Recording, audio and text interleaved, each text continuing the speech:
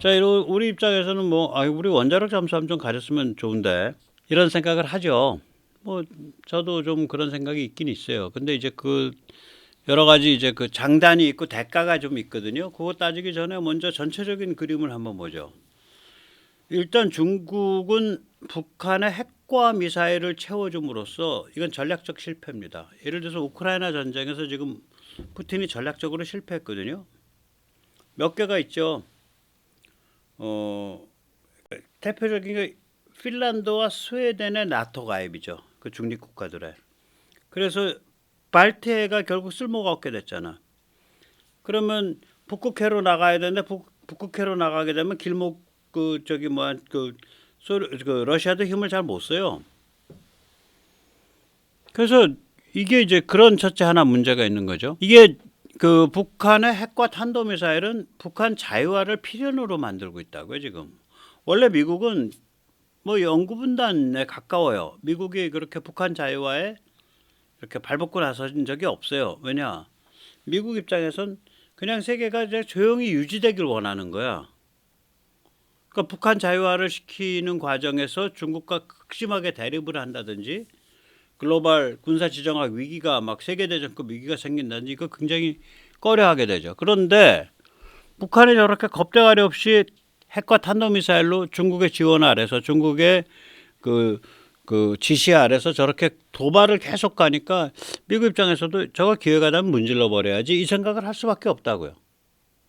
기회는 언제든지 와요. 제일 무서운 놈이 힘있고 지속성이 있는 놈이 가만히 꼬나보고 있는 게 제일 무서워요. 세상 일이라는 게 그렇잖아. 밤이 낮이 되고 낮이 밤이 되는 거예요. 기회는 언젠가 와요. 힘이 있고 지속적인 그런 그 작업을 할 수 있는 그런 그 영속성이 있는 적이 꼬나보고 있으면 정말 으스스한 거라고요. 10년 뒤, 15년 뒤, 16년 뒤에 어떻게 당할지 몰라. 어떤 상황 아래서. 북한이 자유화되면 중국은 전략적 중심, 이걸 이제 strategic depth라 그러죠. 전략적 중심을 상실합니다. 이제 제가 이제 잘 그리는 베이징 바레만의 말발굽 지역이죠. 이게 중국의 지배계급의 정신적 고향이고 실제적 고향이고 우주입니다. 얘들 여기서 나서 여기서 자라서 여기서 사는 애들이니까. 이 베이징 바레만 말발굽 지역이 고스란히 노출되죠. 이 자유롭고 평화스럽고 통일된 한반도의 아래 앞에서. 그래서 모택동이 입술이 없어지면 이빨이 시리다라고 말했던 거죠. 순망치한. 거기다가 이거 이제 이 퍼런원이 뭐냐? 지금 남한에서 2,000km를 쏘게 되면 어디까지 가냐 이거지. 남한에서 통일 한반도 전에. 그러면 2,000km면은 이런 지역에 다가오는데 이게 무슨 의미냐? 중국의 주요 지역 거의 모두를 커버한다 이거예요. 이렇게 되면. 그래서 중국과 한국이 원래도 이렇게 종심이 짧아요. 서로 간에. 짭종심이야. 뭐 서울에서 베이징이 불과 한 뭐 저기 뭐야 불과 1,000km. 그다음에 제주에서 샹하이가 한 5, 600km. 그다음에 뭐 평택이나 뭐 이런 데서 칭다오가 한 500km, 400km 돼요. 그러니까 이게 굉장히 짭종심이에요, 서로. 그래서 이런 상태에서 북한에 말하자면 그 핵과 탄도미사일을 채워준다. 그래서 상황을 불안정하게 만든다. 이건 미친 짓이죠. 중국의 전략적 이익은 한반도 안정화에 있고 그 한반도 안정화라는 중국의 전략적 이익을 미국이 공유하고 있었거든요. 그런데 이게 이제 이렇게 되면 이제 한반도 불안정화가 되지. 근데 그러니까 전략적 이익은 여기 있는데 정책은 이걸 핀 거라. 참, 그러니까 이걸 핀 이유는 목적은 아까 말씀드린 대로 그러니까 둘이죠. 그러니까 군사적 강압, 심리적 강압. 그러니까 아니 지금 추워서 불 쬐려고 집에 있는 석가래 기둥 대들 뽑아다가 불 지르는 놈들이에요. 이게 바보들이죠. 예. 그게 첫 번째 전략적 실패고요. 두 번째 전략적 실패는 뭐냐면 K국방과 K방산이죠. 이 미국의 지금 입장은 저는 뭐라고 보냐면, 야, 핵과 원자력 아니면 뭐든지 다 지원해줄게, 뭐든지 다 협조할게, 이거예요. 미국 지능적인 거지. 이게 왜냐면 비핵 전력은 야금야금 먹고 들어가잖아요. 밑을 계속 밑둥을 갉아먹는다. 그 비핵 전력은 소리 소문도 없이. 자, 그렇게 그 길은 우리가 가로막지 않아. 그리고 부품 같은 거 필요하면 우리가 제공해줄게. 이런 거예요 지금 이게. 그래서 저는 여기서 네 가지만 들어드릴게요. 이거 무시무시한 일입니다. 제가 말씀드리지만 비핵 무기 중에 정말 민감한 부분들이 있어요. 민감하면 어떤 현상이 벌어지냐. 서방 진영에서 미국 외에는 별로 하고 있는 나라가 없는 그런 일이 벌어져요. 그래서 이 첫 번째가 이제 네 개의 사례를 들어드릴 텐데, 첫 번째 사례가 KMD죠. 한국형 미사일 방어 체제. 그런데 기본적으로 중충의 미사일 방어 체제를 미국 기술과 상관없이 독자적으로 개발한 서방 국가가 있냐? 없습니다. 중충적 첫째 제조권은 독자, 미국 기술과 상관없이. 이스라엘도 아니에요. 이스라엘은 다 미국과 합작이에요. 에로우 미사일 미국과 합작, 다이비드 슬링 미국과 합작. 데이비드 슬링이 이제 패트리어트급이고요. 에로우는 굉장히 고공에서 요격하는 거예요. 그래서 근데 한국은 그냥 독자적으로 중충으로 쫙 깔겠다는 거 아니에요? 이게 보통 일 아니죠, 이거. 그래서 미국이 싫어했어요, 이거를. 그러다가 2022년 이제 윤석열 정부 등장할 무렵부터 미국이 확 방향을 바꿔서 여기다가 그 미국이 자기들의 그러니까 그 미국의 감시정찰 위성 정보를 실시간 연동을 시키고 있잖아요. 작년 말 23년 말부터 1년 준비해서. 그래서 우주군이 들어와 있잖아요. 정말 밉살스러운 케이스인데, 어떻게 보면 미국 입장에서는 자기들 말 안 듣고 독자적인 그 미사일 방어 체제를 만들었으니까. 그런데 거기에 대해서 미국 위성 정보를 실시간 연동해주고 있는데, 또 이것도 세계 유일 케이스야. 그러니까 미국의 우주군이 해외에 파병 나가 있는 세계 유일 케이스예요, 한국이. 두 번째는 뭐냐면 이제 한국의 감시정찰 위성 네트워크에 대한 지원입니다. 이게 그 처음에 그 2호 위성 뜰 때요, 425 위성 중에 2호 위성 뜰 때 이게 반덴버그에서 떴잖아요, 미 우주군 기지. 그 스페이스X 거기에 딱 그 태극마크 찍었잖아. 그러니까 이게 뭐냐면은 그 한국의 감시정찰 위성 네트워크의 형성 발전을 미국이 지원해주고 있는 거예요, 혹은 응원해주고 있는 거예요. 뒷다리 안 잡고. 이게 왜 무시무시하냐? 이 기술이 어디로 가고 있는 기술이냐면요, 탄도미사일, 극초음속 미사일, 그러니까 탄도미사일뿐만 아니라 극초음속 미사일의 탄도 계산을 해요. 앞으로 위성들이. 지금까지 위성은 탄도 계산을 안 했습니다. 그냥 어느 지역에 뜨거운 화염을 뿜는 탄도미사일이 떴다지 걔가 몇 메타고 공간 좌표가 어떻다를 실시간으로 계속 그 모니터링을 못 했었어요, 위성이. 근데 지금은 그걸 하게 되거든요. 위성이 이제 벌떼 군집을 해서 일종의 삼각식량 같은 거죠. 그런데 그러니까 이해를 한다는 얘기는 뭐냐면은 위성이 해상 지상의 배라든지 뭐 탱크라든지 뭐 이동 표적의 좌표를 불러줄 수 있다는 얘기랑 똑같아요. 저는 그렇게 봐요. 그러니까 Moving Target Indicator, 해상 지상의 이동 표적 좌표 찍기가 된다고요. 지금 미국이 그렇게 위성 체제가 옮겨가고 있거든요. 그걸 HBTSS라 그럽니다. 그런데 한국이 가고 있는 425 위성 플러스 초소형 군집 위성이 네트워크 뭐 100대, 200대, 이게 그 길로 가고 있는 거예요. 그 길로 가고 있는 나라가 서방에 있냐? 미국 말고 없습니다. 한국밖에 없어요. 그런데 미국이 그 길로 가고 있는 위성들을 자기 우주군 발사기지에서 스페이스X에 타고서 날아 올라가게 해주고 있다고요. 이 의미가 이게 심장한 거예요. 이 의미 심장한 겁니다. 네. 그 다음에 이제 한국형 전술 데이터 링크와 미국 전술 데이터 링크의 연동이죠. 예, 이 그림을 자세히 보시면은 결국은 미국의 전술 데이터 링크, 예를 들어서 뭐 그게 링크 16 같은 게 한국의 연동 서버로 오게 된다고. 그러면 한국의 링크 K를 쓰고 있는 뭐 배라든지 혹은 무슨 뭐 장갑차가 연동 서버를 통해서 링크 16 미국 쪽이랑 미군 쪽이랑 이게 돼요. 자, 이러려면 서버에 뭐가 있어야 되냐? 통신적인 용어로는 제가 생각하기엔 에뮬레이터가 있어야 돼요. 그러니까 미군 서버 입장에서는 미군 전투기 입장에서는 한국군의 전차가 링크 16이라는 미군 프로토콜을 쓰고 있는 것으로 인식되는 거예요.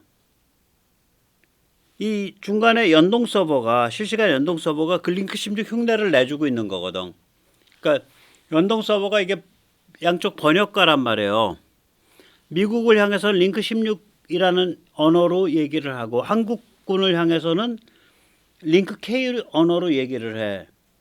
그러면 미군 입장에서는 이 서버를 링크 16의 흉내쟁이로 인정을 해준 거야.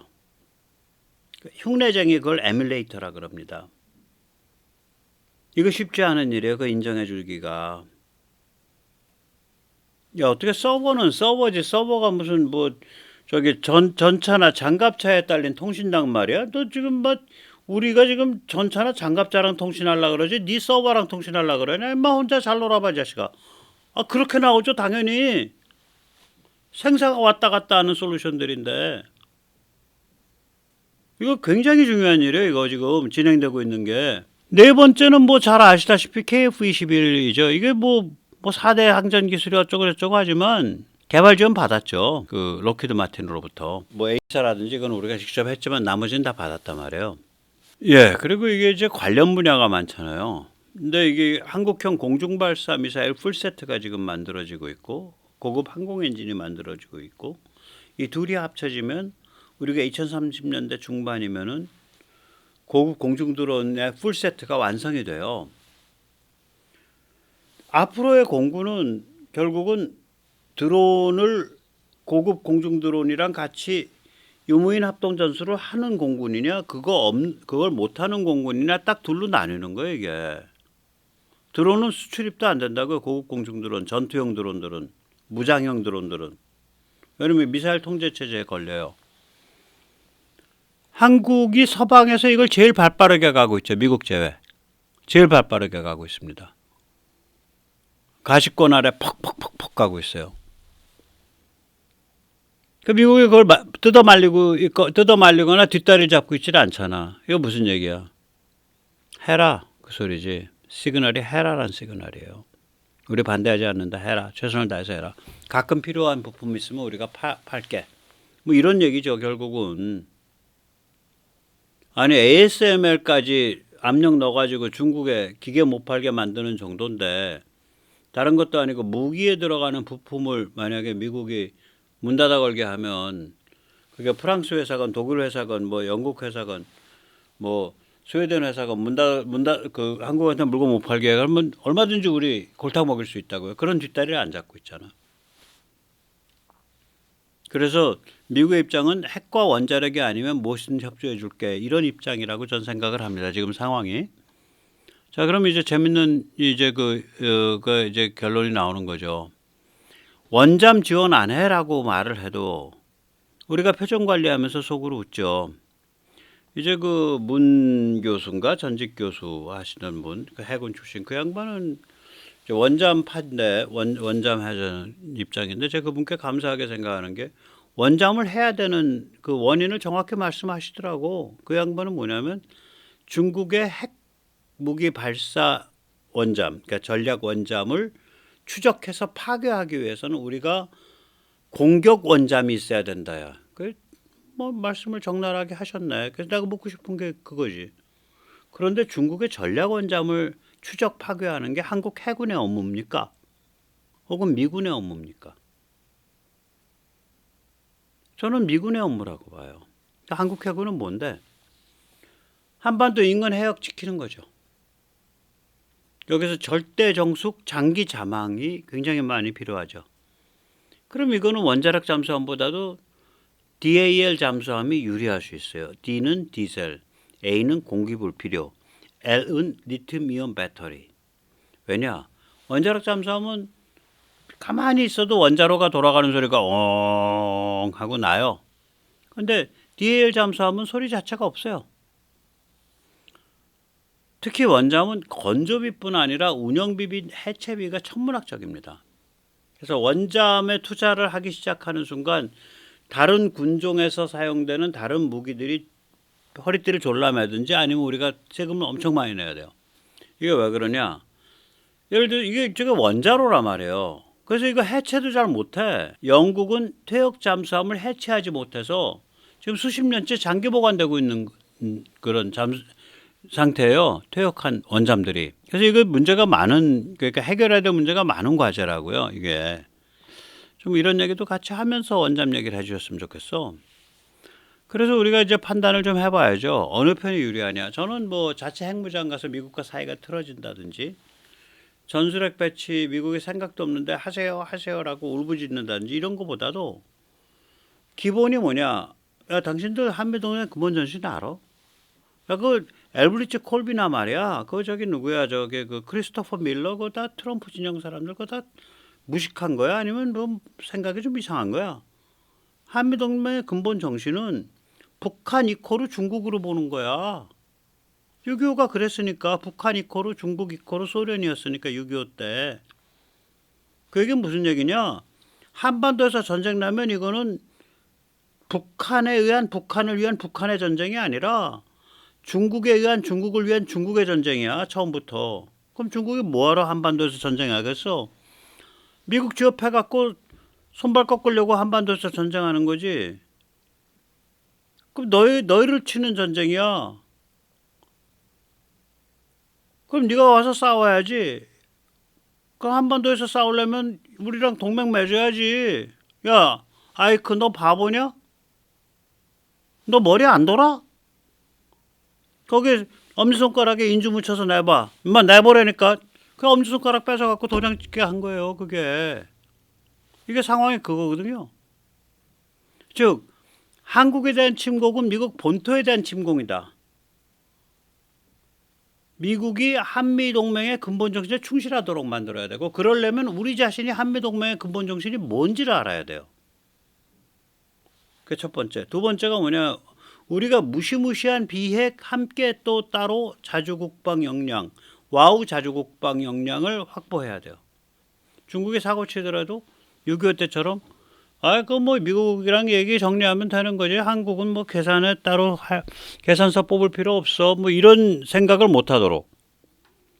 중국이 뭐 사고 칠라 그래도 야, 미국이랑은 뭐 사후적으로 뭐 금방 딜이 될 것 같은데 저 한국 애들 사람 죽고 사람 한 1, 2만 명 죽고 열받아 버리면 그 나라 망해도 좋다. 멸종당해도 좋다고 하고 우리한테 바락바락 덤빌 텐데 야, 저거 감당 되겠냐?